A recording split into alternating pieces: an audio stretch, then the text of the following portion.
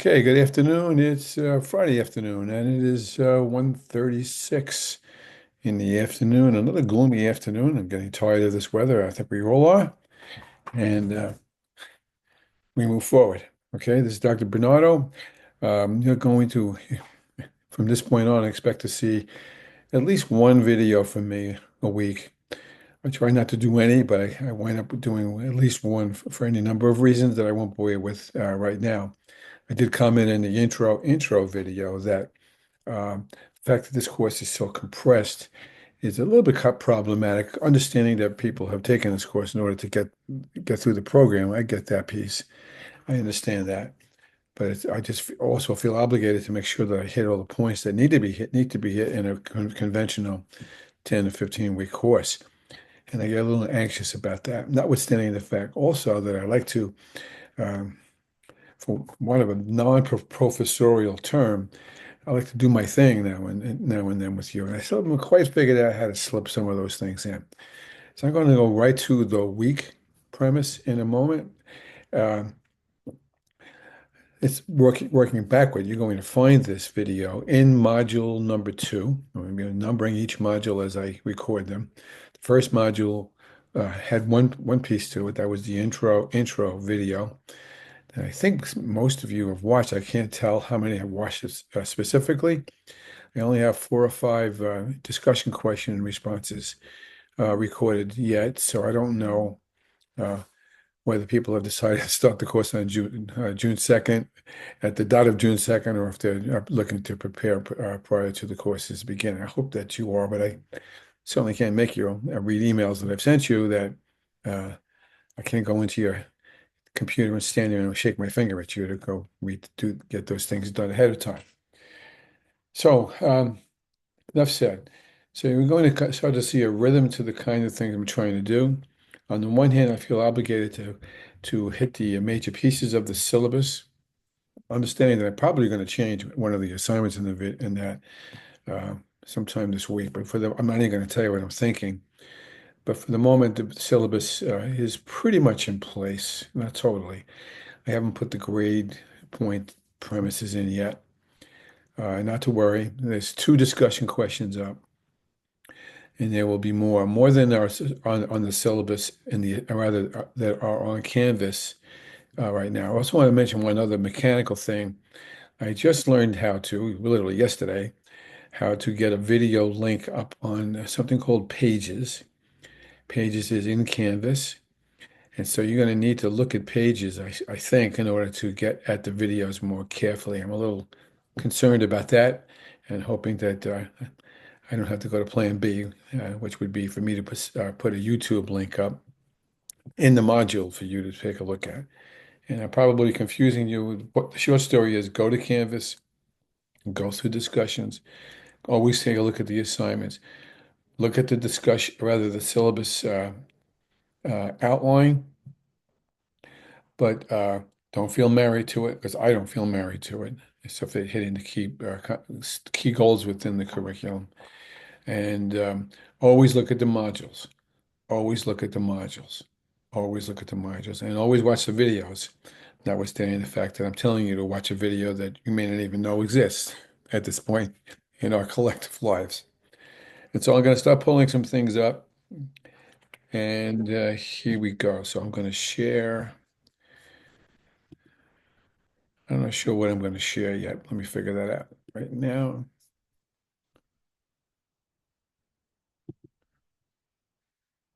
That's a problem.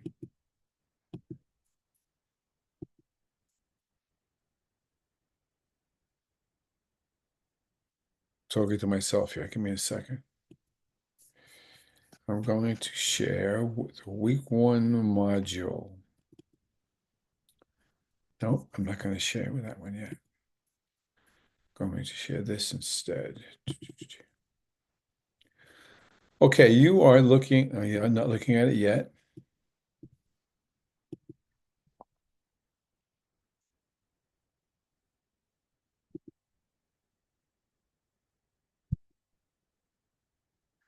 Now you're looking at it. He smiled. You're looking at what I would call a lesson plan. I mean, and it was not a great lesson plan because when I was supervising teachers, um, I was not rigid, but I was pretty ex I had high expectations for what a lesson plan should look like.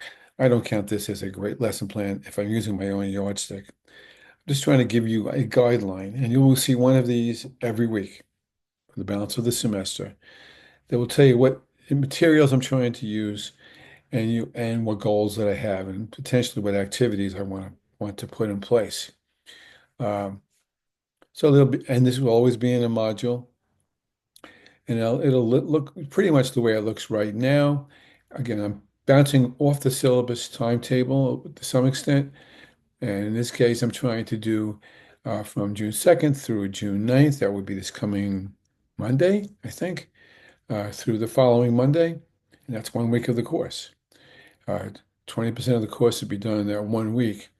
And this module will be dealing with this particular agenda, which is what I usually typically call my plans, will be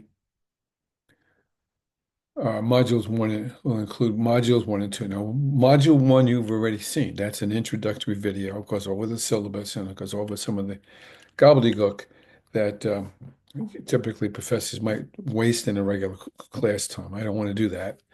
You need to watch it, and you need to I'm going to hold you responsible for anything that I may have said or that I did say in that particular agenda. So one of the materials would be the modules themselves, which is, again, the hallmark, or rather the centerpiece of my Canvas usage. The intro video is already up, has been sent to you 10 different ways. It's on Pages. If you go to Pages, you'll find it there. The PSEL standards, I'm not going to talk about in this class specifically. There is a DQ about it. The DQ is by the end of next Friday, I think I said. Tell me which two of the, I think there's 12 standards, which two you prioritize in your own mind. So I have some direction as to what you think you don't know or don't know that you don't know. The issue of Hargraves and Fullen, you should have read chapter 2 by this week, early on. You should have read in the Hammond book, you should read chapter 1. And you should also look at the article that's linked there, that's also listed in the syllabus, More Than a Mentor. I'm going to talk about those three things very briefly in a moment. And they will lead you to be able to complete the journal question, which I think is the following week. So I'm just kind of setting up a rhythm and a rotation to work towards those things.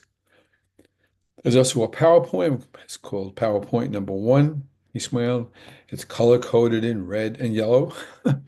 And there is also a lesson agenda, which is what you're looking at, which is color-coded in green. I try to do that. I think it's helpful when I do that. The goals for today, or for this coming week rather, are in gold, rather in yellow and in green. The first one would be to look at, and again, this is going to be rather brief, uh, as I'm presuming that you will have read the two chapters that were assigned to you, as well as the article that's linked up ahead of time. So sometimes, by the way, I may not link the article that is listed in the syllabus, and you're going to have to dig it out yourself. But I don't see that as a professional problem as such. If you have a problem digging it out, you let me know. So we're going to look at what we call competing views about teaching. There's PowerPoint about that, and it's going to be grounded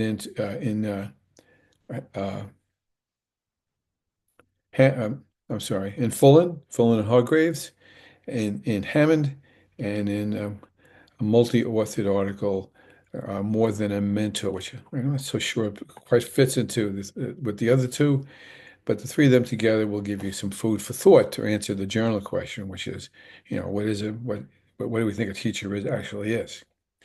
Then I switch over to green. I'll be spending more time on that because I don't have a book for that for you to use specifically. And I'm calling that It's About the Culture. And essentially, I'm asking you a really important question that really drives this rest of this course and drives what I've been at least reading from the few of you who have spoken to me about how you see change.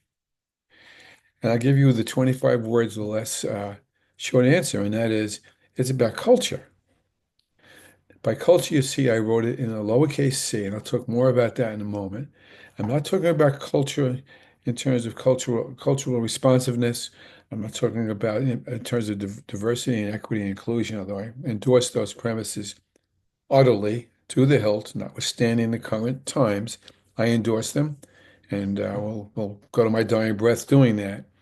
It's not about that. It's about the culture of the organization, what they do, what your school does, what it doesn't do, what it believes, what it doesn't believe, how it acts on those things, and how it makes decisions. How can you change what it does unless you know how they make decisions? And the rhetorical question is, does the culture match the decision-making process? Does the culture match the decision-making process? The shorter answer is if they don't, then there is no change. That's the short answer. And we'll be coming back to that incessantly all the way through this course. And with that, in terms of go back to that sentence again, it's about the culture. Does the culture and the school's decision processes align with or nurture capacity and disposition to change? Now, for today, I'm just laying some foundations down, and that would be something called the Shine model. We'll talk more about him in a moment. A very simple decision model that from this point today, when you watch this video, we'll never look at this deciding in the same way you have looked at deciding before, having looked at this model.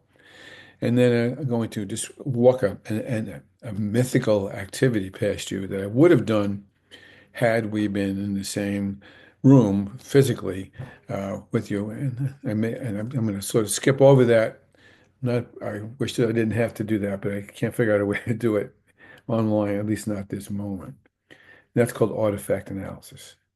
Now, in terms of activities, we're going to go over a very brief, very, very brief uh, outline of Hargraves and Fullen, uh, and then Hammond, and then the Mentor article. Then we're going to switch over to it's about the culture. I'll talk more about that in a moment. And what you're looking at here, I didn't put a model, I didn't name this. I guess I should.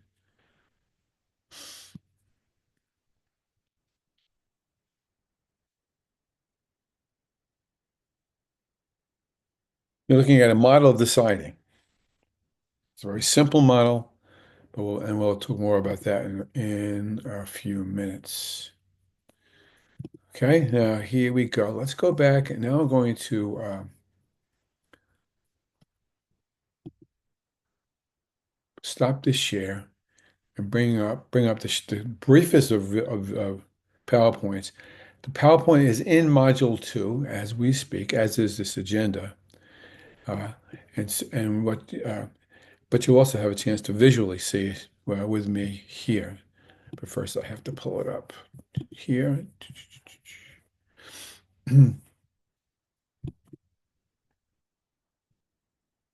There's no pretty pictures. There's no diagrams as such.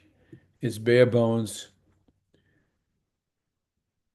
because I didn't feel the need to go any further than bare bones, quite frankly.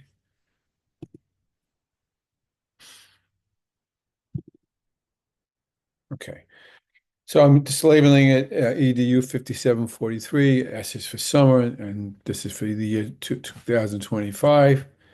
And I just wanted to point out again that this is a facsimile of the lesson agenda. I'm picking from the lesson agenda is a better way to put it. You will find all of this in Module 2. When in doubt, go to the modules. Okay. And you'll see that the purpose right here is, again, very brief, is to look at the intersection of three sets of thinkers. One is Fullen and Hargreaves. Another was Jan Hammond, Linda Darling Hammond. I take that back. And an article with many authors whose names I don't remember. Okay. Uh, and all of them have something to do with the issues at hand in terms of the objectives and the premises we need to consider when understanding how to not only make change happen, but to make change sustain itself.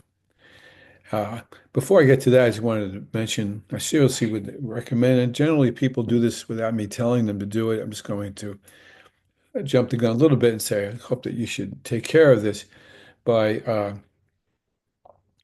suggesting strongly that you, if it looks like you know each other to some extent, at least the people who have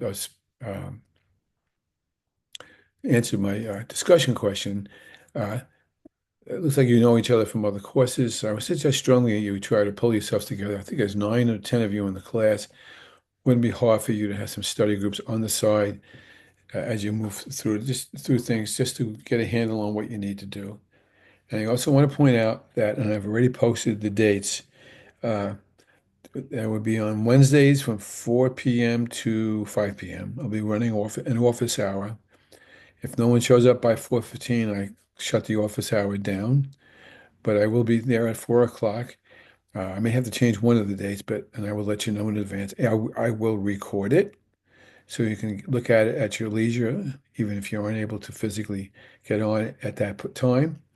So that if you have a question, have a need for clarification, or looking for some further elaboration, I will be there to dazzle you with my thinking. And I look forward to that. 'Cause I'm looking forward to being able to speak to as many of you who want to be spoken to. And so that's there for you on Wednesdays from 4 to 5 p.m. The Zoom link is already up, and you just have to hit it, and I will find it. I may change the Zoom link over to a WebEx. I forgot that we have a WebEx facility, which I heard they're getting rid of by the end of the semester, so I'm not sure I want to get mixed up with it as such. So study groups I think it's important and it's helpful. And again, I will answer questions pretty much anytime you want. Uh, and if you have any heaven forbids that I need to know about, by all means, feel free to ask for that. Okay? Just have to talk to me about it. And again, the office hours. Now, the intersection of the Venn diagram is clear enough. Fullen and Hammond intersect with each other. And then we have an article, which is a good article, but I'm not sure it actually is as helpful to that journal question as I think the original author of the course thought. Let's talk about Fullen and Hargraves for a moment. Hargraves is in my word, an edu-futurist. He writes books about foresight, Foresight. He looks at the future of educational organizational issues and does some great books with that. Some great writing with that. Is one of my researchers of whom I am very proud, very fond. Not fond, as I don't ask for his autograph, but fond, respectful of, as whom I admire. Probably a better way to put it. And Fullen, in many ways, is the godfather of all things educational change, at least the last 10 years plus or so. And his star is not faded. And he and Hargraves have worked together, but Fullen has also written many books of his own, on his own.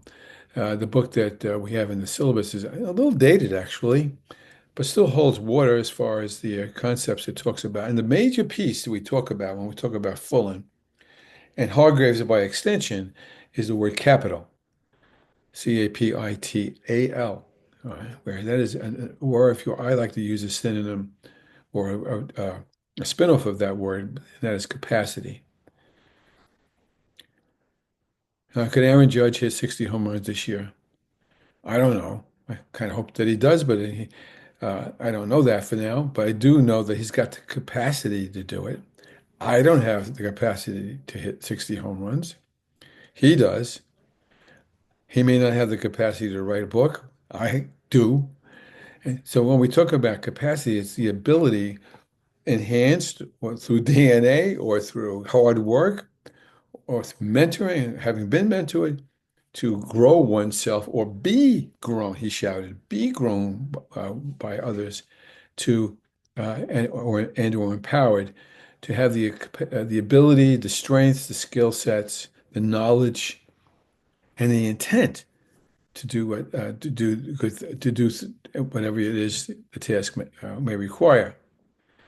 And so that word capital is a big one. And in any of Fulton's books, you'll see the premise of professional capital, which he'll divide up as you get deeper into the book. I'm not going to delve into that so specifically now. But what Fulton does do in chapter two, notice we've skipped over one for the moment. We'll go back to one, but for the moment, we're in chapter two. And I would presume that you will have read it. It's a pretty solid chapter. And what do we actually mean by change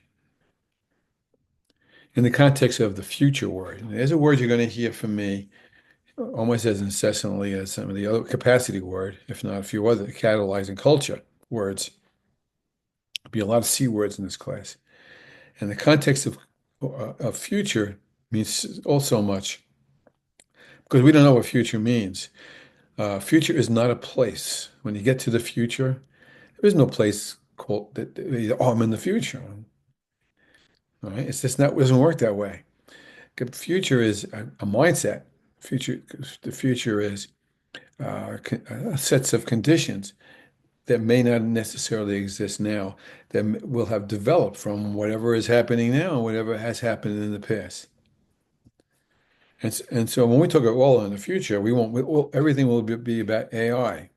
Sometimes I think that's true, though I hope that it isn't. But it does mean that we're going to have to adjust how we approach a lot of our tasks and our creativity because AI is going to be part of what we do in education. And it doesn't mean that students are writing biographies of George Washington by tapping into Chat GPT. What it rightfully should mean is that educators should have figured out new ways to help the students take the cues, CUES cues, from AI to fashion even a better paper. And that's the kinds of challenges that the future does. This is not an original quote, but I love the quote. It's out of a man named Adam Kahane, Kahane. And I would recommend that you read that book. I have two books actually. I will recommend about him someplace along the line, where this man is the master of change in the world, global issues, not necessarily educational ones. And basically, what he says is, what does the future demand of us? Same things it demanded 10 years ago, 5 years ago? I think not. Now, Fullen and Hargraves go into the issue of subjective versus objective, spelled wrong.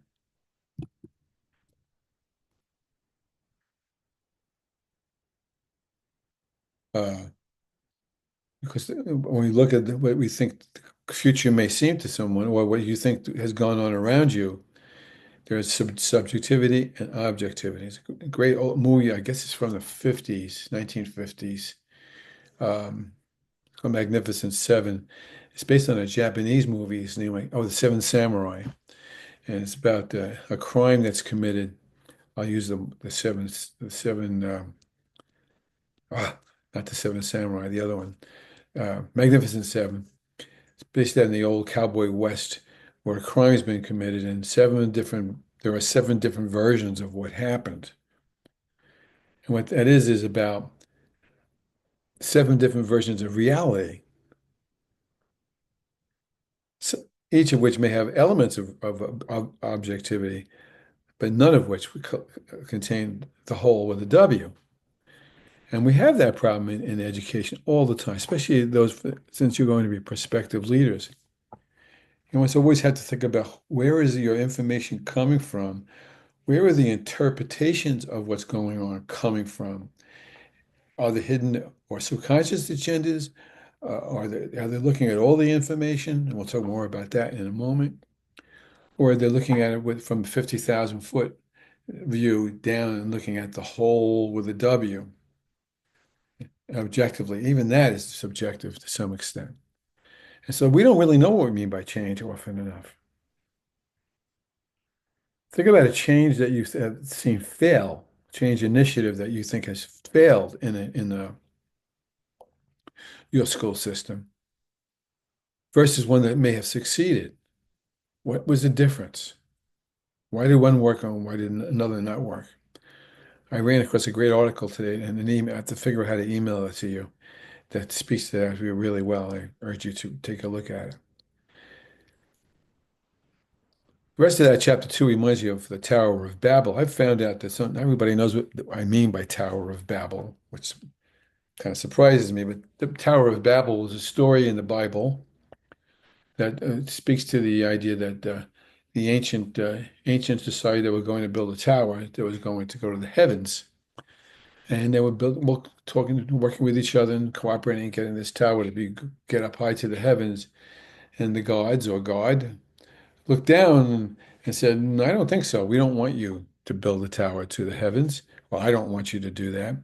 And someone threw a lightning bolt at the tower, and suddenly people began to speak in different languages. And because they couldn't understand each other as well as they could when everybody had a common language, uh, they began to argue and they began to differ with each other and misunderstand each other, lose their vision to build this tower, and the tower crumbled. So, so we have to point out, and Fullen rightfully does, by pointing out the consequences of confusion and misunderstanding when we try to recognize what is the capital we need to create sustainable change, futures-based change. Now, the only way, there's more than one way. I'm going to show you several before the semester is finished, but one clear way is common understanding of reality.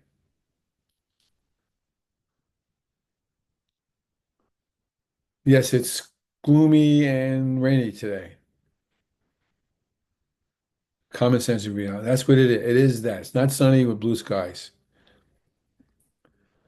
And that requires establishing dialogue. Now, that word dialogue is a word that's misused almost as often as transformation is. Dialogue is just not two people babbling at each other. Notice I use the Tower of Babel. Dialogue is two people talking to each other and hearing each other and understanding where they're coming from. They use a common phrase. Can't really get at a common sense of reality and common sense of shared vision and initiative towards changing the things that need to be changed without having established regular, routine, effective dialogue in order to come up with the shared meaning.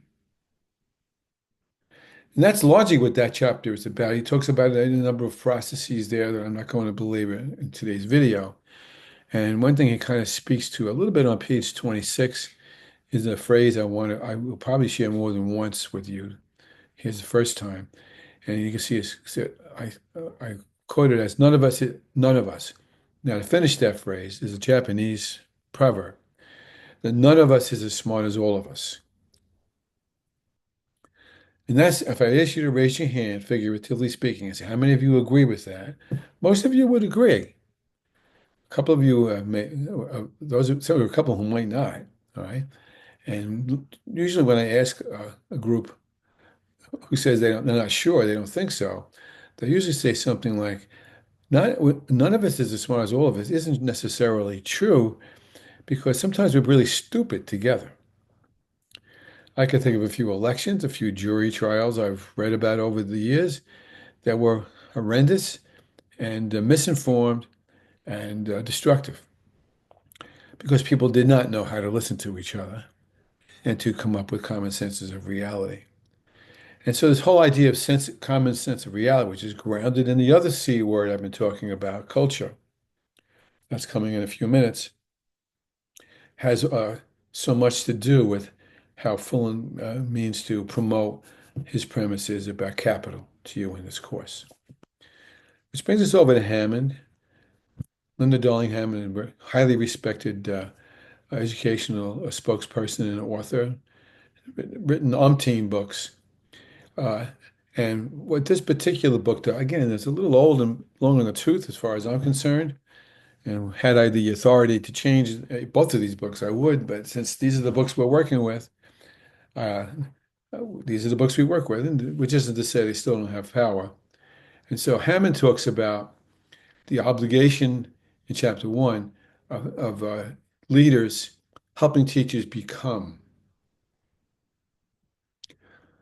I try not to do too many war stories, but here's a quick one. When I became principal of a school that was wonderful before I walked in the door, led by an excellent principal who was rather autocratic and unilateral, but a superb chooser of talent and uh, knew his way around making a school run on time, so to speak. First thing I said to the faculty after I said hi was, "Hey, here's the charge. The charge is that you should empower each other. I will help you empower each other, and I will help you empower yourself. Because the more you as leaders can help your teachers become what they're able to be, the more nearly you'll reap the benefits of a highly effective school, which will reflect in highly effective kids." I'll jump down to that last bullet for a minute. That's Peter Senge, Peter Senge, Peter Senge. I'm praying and hoping that you've heard about Senge in perhaps a theory class, although he permeates a lot of education and leadership. And I'm not going to belabor him here now, but what he talks about is systems. He talks about the subsystems of an organization and how the subsystems must be integrated with each other. Uh, First identified and then reintegrated with each other to nurture the individual to help the whole with a W become wholer, better. Because when you stop trying to get better, you stop being good. If you think you're pretty good to begin with. If you're in a school that isn't very good, that's where you have to sort of begin. And this will sound kind of humdrum, but if you think about all the subsystems that make up a school, the buses, the cafeteria workers, the custodial people, the clerical staff, the health staff, instructional staff, the different subsystems within the instructional staff, the specials, the technological things that have to happen. There's a whole host of subsystems, each of which has to be in movement with each other, in sync with each other. Your whole body as an organism is a conglomeration of systems, subsystems. Is the visual system. My eyes had cataract surgery. I'm having trouble seeing myself in the screen today. Uh, has to be tied into the ability for the brain, the visual cortex, to interpret what it is I'm seeing or not seeing. If you get a hangnail and the hangnail is bothering you, that hangnail can stop you from being effective in lots of other ways. When one of the subsystems in your body is out of whack, most times it also gets you out of whack. If one of the subsystems in a school system is overpowering or underpowering or is working in opposition to the other subsystems, and we're not woven together, they're not going to be changed. That's really what Hammond's talking about in this particular chapter. She gets into some more heavy duty premises down the line, but this body, and I'll talk more about Senge as we get deeper into the course. Uh, the more nearly we recognize the five disciplines that Senge endorses, which would be shared vision, understanding mental models, learning how to work together in teams, developing people to be all they can be, and there's always one I forget, and thinking systemically. If the school buses aren't working, kids aren't coming to school. So we had to look at the if-thens. I'll come back to that in a moment. Now, I kind of cheated on this last one a little bit after having read the article. And I thought the article was very good. It's a nicely written scholarly article. I'm an editor-in-chief of a scholarly journal for education and leadership. And so I appreciate those things and how it was written. Nice tight article with good solid research. A little bit old, uh, but not certainly not out of whack. And basically so what I did was I just grabbed the abstract uh, where the authors point out that a lot of teachers are leaving the profession. We know why they're leaving. COVID had struck a gash in what we do and force people to do things they weren't, quite frankly, ready to do or had the capacity to do. P.S. Look at Zoom. Look at all the different systems that were in place during the 5 years of that nightmare. Uh, and teachers are leaving, and understandably so. And there's lots of other reasons as well. But they are leaving, and so this particular article is meant to find out more precisely why. And they began to focus their microscope on what we call social infrastructure, which is a fancy term for understanding how people interact with each other and collaborate with each other. Notice collaborate, not cooperate, collaborate. Two different things, uh, especially in their early careers, to empower each other, to support each other, and so forth. And so the purpose of the paper was to recognize the role that social capital may play in having teachers, retaining teachers. Uh, Study was done in Belgium, but I think we can make a leap of faith to say that it's got the applicability in the United States and in our own uh, experiences. And they go on to speak about social connectedness, their job attitudes, and the difference between novice teachers and experienced teachers. What they found was that, yeah, social connectedness was important because especially in the beginning to help uh, make job attitude, help sort of smooth out job attitudes and so forth. They also found there was no significant effects for being socially connected by the mentor. Now, there's a law in the books in the state education department that all new teachers and principals, by the way, are supposed to be mentored. Uh, and in most places, that's a very loosey-goosey, uh, ephemeral thing, and not particularly necessarily uh, true mentorship as such. And so they didn't find a whole lot of significant effect from that. But they did talk about that social capital premise, where people began to relate, he shouted, to each other, and relate with community too, for that matter. There's a great book by Brick, B-R-Y-K, and Schneider, and I'll get you that title, that really highlights that probably better than this particular article. And so if these issues of social connectedness and social infrastructure and communication and mutual empowerment is not in place, it's understandable that some teachers will say, "Where's the door?" And so we take those three chapters, rather those three authors, sets of authors, Hargraves and Fullen, and we go over to Hammond, and we go over to uh, the multi-sets of authors in the Mentor article. And my question to you is, what do you make sense out of it? What is the intersection? What do you think it may be? Now, moving on again now to the lesson agenda. I'm moving off the PowerPoint.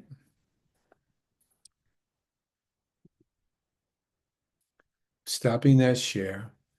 I'm picking up the lesson agenda I originally showed you at the beginning of the video. And taking, oh, come on, Rich.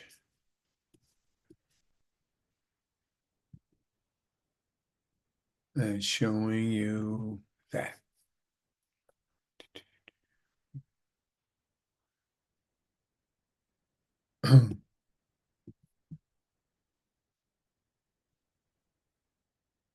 Okay, now the green, this should be green, this should be the green pieces now come into play and match up and kind of evolve from the yellow. I don't think so perfectly. I think more likely out of Hargraves and Fullen than out of the other two authors we studied in this case. And we now go back to the premise about it's about the culture. Now, I want you to notice I have not defined culture on purpose.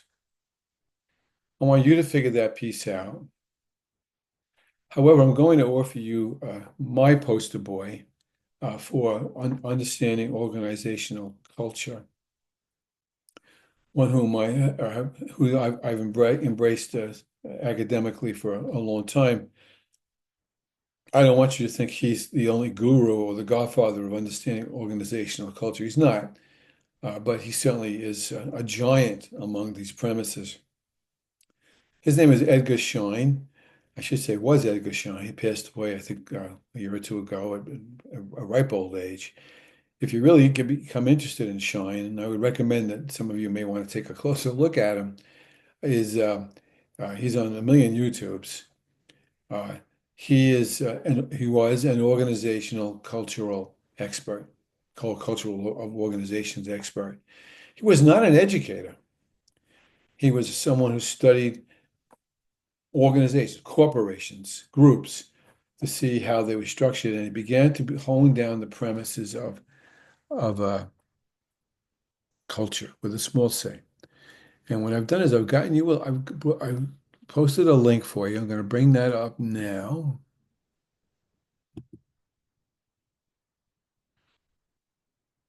And I'm hoping that you can see it. I think you can. If you can, you can remember that I'm talking about it now and go back to it on your own. And he has a little triangle here. I've seen different representations of this, but in the end, they always look basically like this, where working from the top down, he says, any organization. Now, let me jump ahead of myself a little bit. What would your artifacts be if you were excavating your school, well, 1,000 years from now? What, and you've dug up different physical artifacts that represented what that school was about. How would you interpret what they mean in terms of what the culture was of that place? Schein would say those artifacts are the obvious premises. In school systems, typically, not always, it's rituals, it's graduation ceremonies, it's what we do when we walk into a classroom, it's how we speak to each other, it's bulletin boards, it's the kinds of books that we use, the kinds of materials that we use, memos, pictures. Uh, Student records. Those are all hard, usually hard evidence, sets of evidence that you can use to pick that up. But typically, when I have a regular physically present class, I have them bring in artifacts, and it's fun to see how they try to guess what the artifacts might mean. The best example I'm going to give you is I was doing this in a Catholic high school in a very rich part of Nassau County. And there was the social studies department brought in a steel bar. And I got kind of nervous when I saw the steel bar for a minute. I didn't know what they meant by it. So I let them play around with that and I let the whole faculty try to figure it out. And what they meant was that they meant to raise the bar. That's pretty cool. In another place I was where a guidance counselor brought in a 6 foot um, long lobster, live lobster on a leash. The only thing I will tell you is what they were on with a school district that was comprised of an island, way out east in Long Island, closer to Rhode Island. And he had caught a skin dive, and he kept it as a pet. And he held firm that the lobster represented that school. And we spent 3 hours trying to figure out what that metaphorically meant. And I'm not going to tell you what it was today, but they did figure it out. So artifacts at the tip of the iceberg, the top of the triangle, typically reflect the values. Values is a clear word. We understand and the priorities as well, what we think uh, is important to the school or to that school organization. However, none of that has any value unless or any worth uh, until you get to the bottom of the triangle, which holds those other two levels up. What are the secret, not secret, but hidden, underlying, embedded beliefs that drive what the school is about? What's truly important to them? I could spend 30 hours of this class just telling you, talking about that very premise. And he talks about it here on this website. So I'm not going to read all of it to you, but this is pretty good material. Okay. Now, were we Take one more look at the triangle before I take it off the screen. Were we physically in this class right now, rather than not, what would you bring in? What does it say about the leadership, or about the values, or about the decision-making processes that go along? But then again, you need to think more about what I'm about to bring up, which is means I got to share it again. Someday I'll get better at this. I've been doing this for a very long time. I've been doing Zooms before anybody thought of Zooms, but for some reason, I still am kind of clumsy with it. Uh, let's rhetorically answer this question.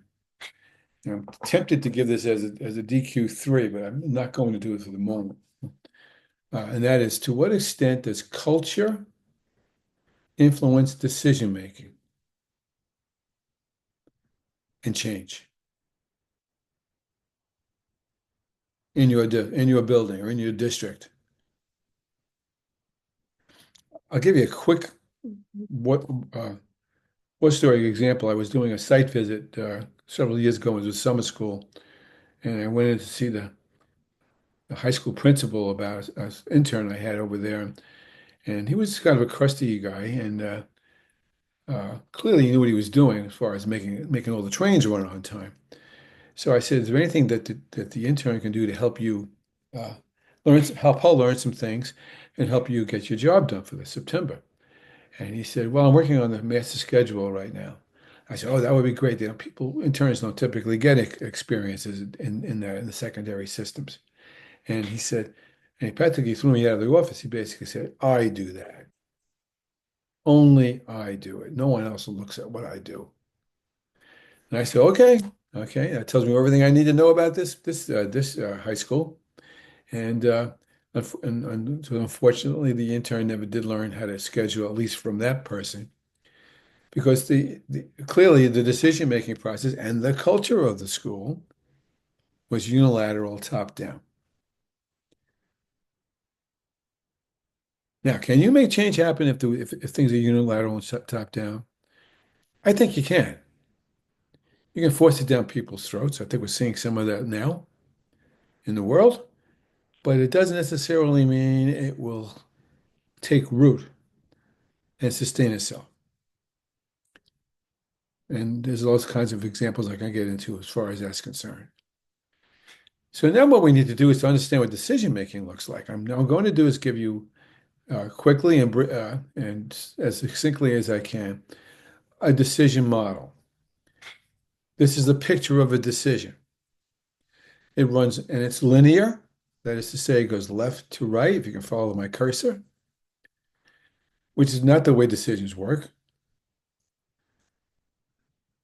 but it is simple and it does isolate the pieces of what a decision looks like. And here we go. A decision occasionally begins with facts and data.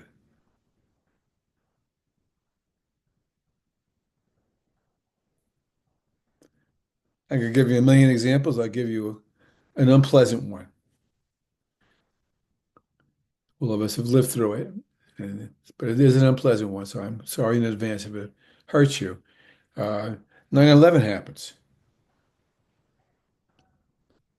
and we know all the facts, and we think we know all the facts and all the data that goes along with that. And the fact that that event happened, you can't see the line very well, but the line goes to the right and says, well, now the President of the United States at the time, George W. Bush, has goals. He has to do something about this. And he has to consider what goals he may have. He could have many goals, and he did actually, historically speaking, have many goals as far as that was concerned. And typically, those goals generate choices. I just put down one, two, three to show multiple choices. It could be many more choices than that, or fewer, obviously. And then we go over to to the middle cube, and we see something called futuring, where we begin to think about the if-thens. towers have come down, 3,000 people have been killed. The world is in consternation. And I don't have to remind you about how horrible that whole thing was. Perhaps President Bush had, I don't know this specifically, but intent was to make sure this didn't happen again. Or he wanted just to punish the people who did it. I'm not so sure which way we would go with that. Well, both, for that matter. So he had several choices, and what he had to do was say, well, if I do this, then what will happen? If I do that, then what will happen?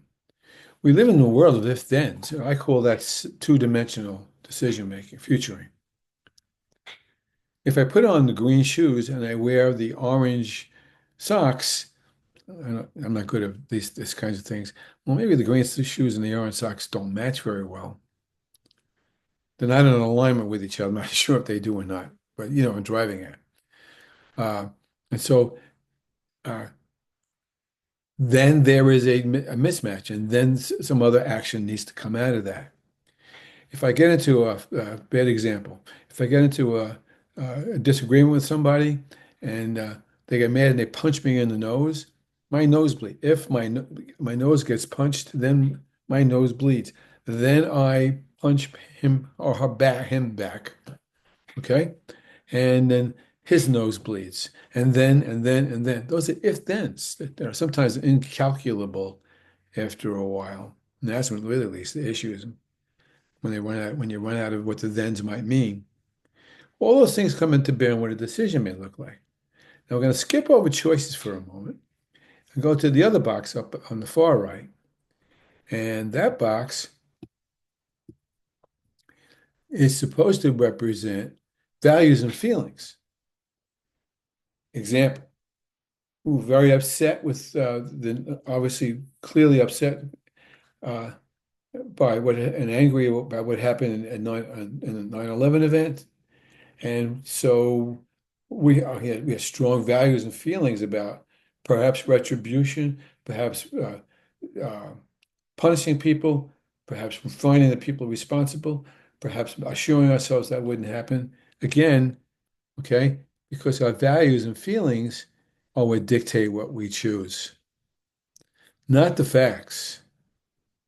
What our choices, our decision is based on our values and our feelings that have been winnowed down by futuring. When my wife's in front of a slot machine, it's won a few bucks, and I know that she can't possibly, the odds will not let her win on every pull. I have to remind her that if she keeps pulling that stupid lever down, then she's going to lose money. And since her values are she likes to win money but not lose money, and after a while she'll stop. Hopefully not too late after I tell her that. And just go back in your mind, think about decisions that your leaders have made, or that you had to make in a classroom for that matter. Think about the fact when you were an administrator, if you're not a practicing one now, sometimes the decisions you have to make are life-changing. And the more nearly you understand what what a decision entails, all of those premises, especially the values and the feelings, factored by the futuring, the better off you're going to be. Now, these values and feelings, fill in the blank, are affected by the culture. And until we get our arms around what we think the culture is, we're never going to be able to figure out what kind of change practices we need to discover to professionally develop or to professionally bring about the things we want to see happen. And with that, I mean, again, I could do 30 hours on everything I spoke about today, and a whole course could be just uh, about that. But essentially, what I've done here is I've given you a fairly lengthy video. This speaks to a number of issues that will prepare you for this coming week and beyond, too, actually, as well. So I hope to see some of you on Wednesday uh, from 4 to 5. And again, if you have a question of any sort or need to have a clarification about an assignment or anything like that, uh, get a hold of me. Not to worry, I have a habit of changing things anyway when I start to rethink some things. Likely will change the case study question. you look at the assignments, there's something else, but I'm not sure which way I want to go with that yet. Find another book to read right away because 5 weeks goes and comes by pretty fast. If you're only taking one class like this, that's tough enough. Some of you are probably taking two, and you're trying to close the school down in one form or another. Life can become very difficult. So don't do that to yourself. And with that, I wish you well. Have a great weekend. Call me if you need me. Tell me if you need me, whatever you need to do to find out from me what you need to find out. That's after watching this video. So will you please watch this video? Take care.